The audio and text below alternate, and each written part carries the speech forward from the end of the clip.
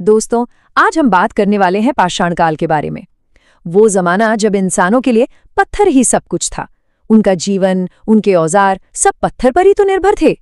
अब ये कहानी लाखों साल लंबी है, तो इसे बेहतर तरीके से समझने के लिए चलिए इसे 3 हिस्सों में बांटकर देखते हैं। अच्छा, एक सवाल है, कभी सोचा है कि इंसानी इतिहास का 99% हिस्सा कैसा दिखता था? जी हाँ, 99%। ये आंकड़ा सुनने में ही अजीब लगता है ना?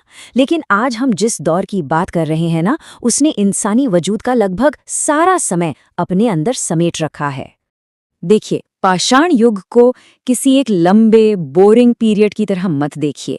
ये तो एक कहानी की तरह है, जिसके 3 बिल्कुल अलग-अलग चैप्टर हैं और हर चैप्टर में हमारे पूर्वजों ने कुछ नया सीखा, जीने के नए तरीके अपनाए और कमाल के औजार बनाए। तो ये रही वो टाइमलाइन जो पूरी कहानी को एक नज़र में दिखा देती है। जरा पूरा पाषाण काल को देखिए, कितना लंबा है ये। मतलब लगभग 25 लाख साल से लेकर 12,000 साल पहले तक। इंसानी इतिहास का सबसे बड़ा हिस्सा तो यही है। और उसके बाद आते हैं मध्य पाषाण और नव पाषाण काल। ये दोनों समय में तो काफी छोटे हैं, लेकिन इनमें हुए बदलाव बहुत बड़े थे। तो चलिए कहानी शुरू करते हैं सबसे पहले और सबसे लंबे दौर से, पूरा पाषाण काल। ये वो वक्त था, वो पहला कदम जब हमारे पूर्वजों ने पत्थर को सिर्फ एक पत्थर नहीं बल्कि एक औजार की शक्ल दी। यहीं से टेक्नोलॉजी की शुरुआत हुई।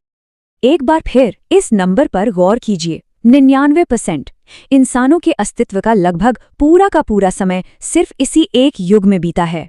हाँ, ये सच है कि तरक्की बहुत धीमी थी, लेकिन एक बात याद रखिए, भविष्य में होने वाली हर बड़ी क्रांति की नींव इसी दौर में रखी गई थी। तो कैसी थी जिंदगी उस वक्त? जरा कल्पना कीजिए, लोग छोटे छोटे ग्रुप्स में रहते थे, जो खाने की तलाश में एक जगह से दूसरी जगह घूमते रहते थे। मतलब वो शिकारी संग्राहक थे। वो गुफाओं में रहते थे, जैसे मध्य प्रदेश में भीमबेटका की गुफाएं हैं। वहां आज भी उनकी कला के निशान मिलते हैं। और फिर एक बहुत बड़ी खोज हुई, आग की खोज, और इसने तो जैसे सब कुछ ही बदल दिया। अच्छा, ये पूरा पाषाण काल भी एक जैसा नहीं था। इसमें भी तरक्की हुई, वो भी 3 स्टेज में।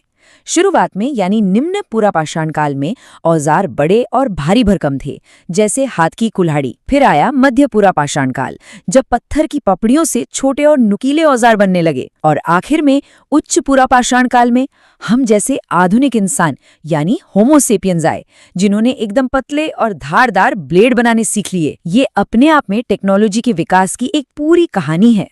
पूरा पाषाण काल के लंबे दौर के बाद आता है मध्य पाषाण काल। इसे आप एक तरह का ब्रिज समझ सकते हैं, एक पुल जो पुराने शिकारी संग्राहक जीवन को आने वाली खेती की क्रांति से जोड़ता है। ये एक ट्रांजिशन का दौर था। इस दौर की सबसे बड़ी पहचान थी माइक्रोलिथ। अब ये क्या है? माइक्रोलिथ मतलब बहुत छोटे ज्यामितीय आकार के पत्थर के औजार। इन्हें लघु पाषाण भी कहते हैं। सोचिए, इन नन्हे नन्हे पत्थरों को लकड़ी या हड्डी के हैंडल में फिट करके तीर और भाले की नोक बनाई जाती थी। इस नई टेक्नोलॉजी ने शिकार को कहीं ज्यादा आसान और असरदार बना दिया। पर सवाल ये है कि ये बदलाव आया क्यों? क्योंकि हमारे आसपास की दुनिया बदल रही थी। आइस एज यानी हिमयुग खत्म हो रहा था, मौसम गर्म होने लगा, नए नए जंगल उग रहे थे।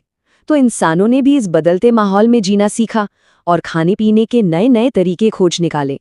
और अब कहानी उस मोड़ पर आती है जिसने इंसान के इतिहास को हमेशा के लिए बदल दिया। हम बात कर रहे हैं नव पाषाण काल की। इसे सिर्फ नया पाषाण काल कहना ठीक नहीं होगा, ये तो एक क्रांति थी, कृषि की क्रांति। तो इस क्रांति में हुआ क्या क्या?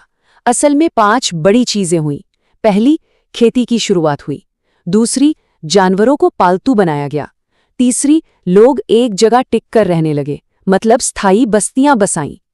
चौथी, मिट्टी के बर्तन बनाए जाने लगे। और 5वीं, पत्थर के औजारों को अब पॉलिश करके और भी बेहतर बनाया गया। मतलब पहली बार इंसान खाना बदोश जिंदगी छोड़कर किसान बन गया। और इसका एक जीता जागता सबूत मिलता है मेहरगढ़ में, जो आज के पाकिस्तान में है। ये दक्षिण एशिया की उन सबसे पुरानी जगहों में से है जहां लगभग 7000 ईसा पूर्व में खेती और पशुपालन के सबूत मिलते हैं। ये दिखाता है कि ये बदलाव कितना बड़ा और व्यापक था। तो अब फर्क साफ दिखता है ना? एक तरफ थे पुरापाषाण और मध्यपाषाण के शिकारी संग्राहक जो हमेशा सफर में रहते थे, और दूसरी तरफ थे नवपाषाण काल के किसान जो एक जगह बसकर अपनी जिंदगी गुजारते थे। सच कहूं तो ये इंसानी इतिहास का सबसे बड़ा टर्निंग पॉइंट था। तो कुल मिलाकर पाषाण युग की ये कहानी सिर्फ पत्थर के औजारों की कहानी नहीं है। ये कहानी है इंसानी जज्बे की, अडैप्ट करने की और खुद को पूरी तरह बदल डालने की, जिसकी सबसे बड़ी मिसाल है ये नवपाषाण क्रांति। सोचिए, मामूली से पत्थर के औजारों से शुरू हुआ ये सफर हमें स्थायी गांवों तक ले आया। इसी पाषाण युग ने वो बुनियाद डाली जिस पर आज हमारी पूरी मॉडर्न दुनिया खड़ी है। हमारे शहर, हमारी सभ्यता, इन सब की जड़ें वही हैं। और जाते जाते एक सवाल मैं आपके लिए छोड़ जाता हूँ। क्या कृषि क्रांति इंसान की सबसे बड़ी उपलब्धि थी, या फिर ये वो पल था जब समाज में गैर बराबरी और नई नई बीमारियों जैसी समस्याओं ने जन्म लिया? इस पे सोचिएगा जरूर।